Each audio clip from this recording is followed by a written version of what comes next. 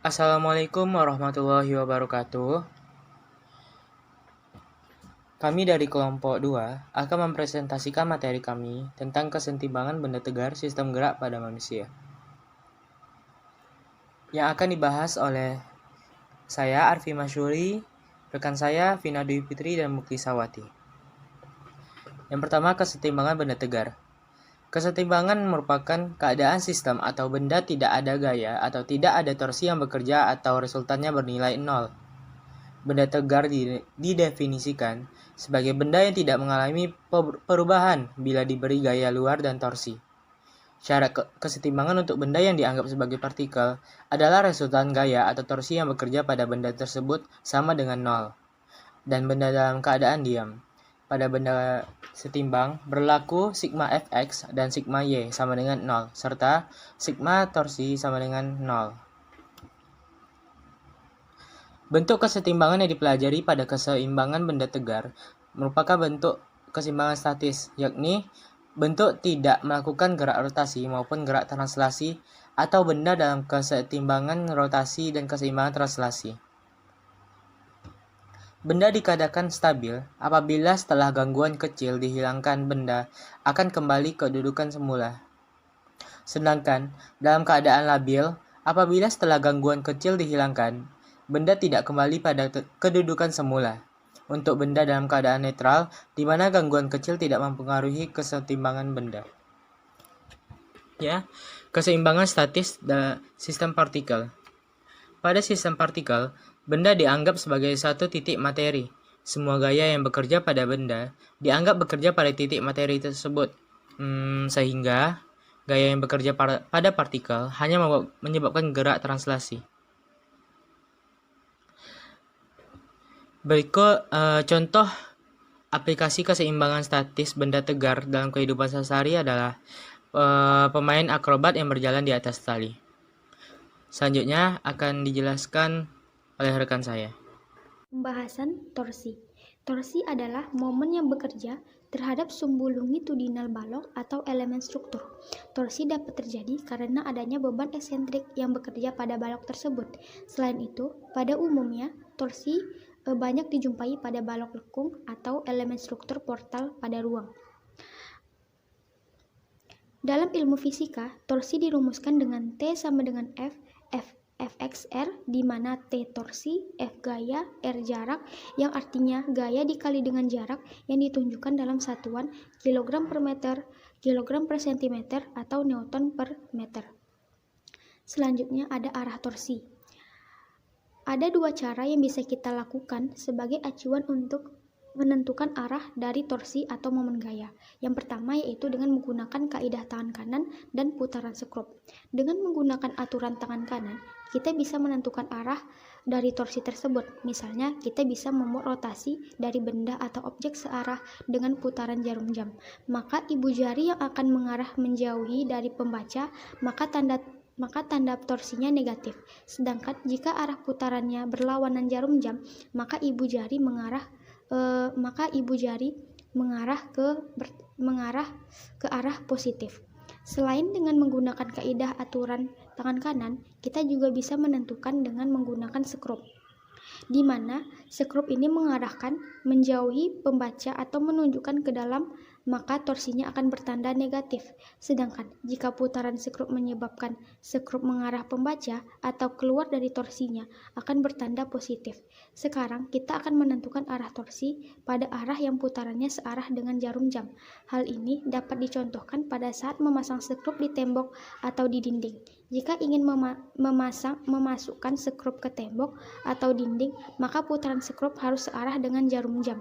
Jika ingin melepaskan skrup di dinding atau tembok, maka skrup tersebut harus berputar berlawanan dengan arah putaran jarum jam. Hukum kekekalan momentum. Momentum sudut juga merupakan suatu besaran vektor. Arah momentum sudut dari suatu benda yang berputar diberikan oleh aturan tangan kanan, putar keempat jari yang dirapatkan sesuai dengan arah gerak rotasi, maka arah tunjuk ibu jari menyatakan arah vektor momentum sudut, Baiklah, momentum sekian sudut penjelasan dari dirumuskan. kami. Keterangan Kami selaku dari I. kelompok 2, Momentum inersia mohon maaf kilogram apabila ada meter per kesalahan. kubik. Dan terima kasih sudah Yang kedua, menyaksikan kecepatan penjelasan sudut kami. rad per Saya akhiri, sekon. wabillahi taufiq Yang wal ketiga, hidayah. Wassalamualaikum L. warahmatullahi Momentum sudut wabarakatuh. kilogram meter kubik per sekon. Hubungan antara torsi atau momen gaya dengan percepatan sudut. Menurut hukum Newton akan dipercepat dengan percepatan searah gaya. Percepatan ini dinamakan percepatan tangensial atau percepatan singgung. Ia hubungan antara gaya dan percepatan ini adalah F sama dengan ma karena percepatan singgung sama dengan A sama dengan AR, maka F sama dengan M buka kurung A R tutup kurung kalikan 2 ras dengan R dan selanjutnya gunakan 2 kiri T sama dengan RF untuk memperoleh hubungan antara momen gaya dengan percepatan sudut. RF sama dengan RM buka kurung A tutup kurung T sama dengan MR kubik A. Karena momen inersial partikel adalah 1 sama dengan MR kuadrat, maka T sama dengan 1A dengan torsi sama dengan momen gaya, I sama dengan momen inersia, A sama dengan percepatan sudut. Selanjutnya, kami akan mensimulasikan materi kami melalui website simulasi. Yang pertama, pendahuluan. Pada pendahuluan ini terdapat beberapa menu yang bisa kalian lihat di bagian atas. Di sini ada, di bagian menu ini yang juga merupakan tampilan gunanya untuk mengidentifikasi informasi-informasi dari benda-benda yang terdapat di layar ini. Kita bisa coba dengan mencentang gaya berat benda. Kita bisa lihat gaya berat benda ini. Maka, terlihat arah gaya bendanya. Lalu, kita beri tanda centang dengan ketinggiannya. Maka, kita akan bisa melihat ketinggian ketika jungka-jungkit ini seimbang. Menu selanjutnya, pada menu posisi, kita bisa melihat adanya penggaris dan tanda centang pada penggaris.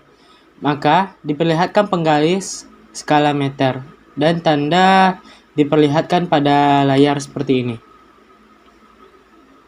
Kita bisa memilih sesuka hati yang kita mau pakai penggaris atau tanda. Di sini, kami ingin mencoba memakai penggaris. Kita coba dulu, misalkan kita meletakkan alat pemadam kebakaran di 0,75 M. Lalu yang ini di sebelah kanannya juga di 0,75. Pertanyaannya apa yang akan terjadi? Bisa ditebak. Klik tombol yang ini. Yang akan masih seimbang, coba seandainya kita taruh di 1,5 dan juga apa yang akan terjadi. Jungkat-jungkit terdorong ke kanan. Lalu kita coba juga dengan beban 10 kg. Kita coba di 0,75. Kalau bisa juga kita coba di 1 aja. Dan ternyata berat sebelah ke kanan. Lalu kita coba juga menyeimbangkannya.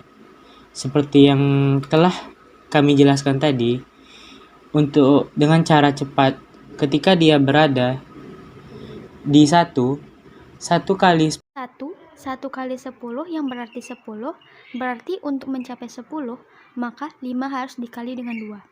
Ya, berhasil. Nah, selanjutnya kita masuk ke lab kesetimbangan. Di lab kesetimbangan ini, menu yang sama dengan sebelumnya, kita centang semuanya saja biar informasi yang tertera lengkap. Selanjutnya, kita coba karena tadi udah pakai penggaris, jadi sekarang kita coba pakai tanda. Nah, di sini misalkan kita beri beban 5, di sebelahnya 3, maka coba kita beri beban 10 di bagian 3. Apa yang akan terjadi? Condong ke kanan, mari kita robah ini ke 6.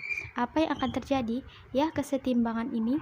Nah, di sini kalian bisa mencoba yang sesuai keinginan kalian. Nah, selanjutnya kita masuk ke permainan. Di sini kalian bisa memainkan berbagai level. Ada 4 di sini. Kita coba yang level 1 dulu ya.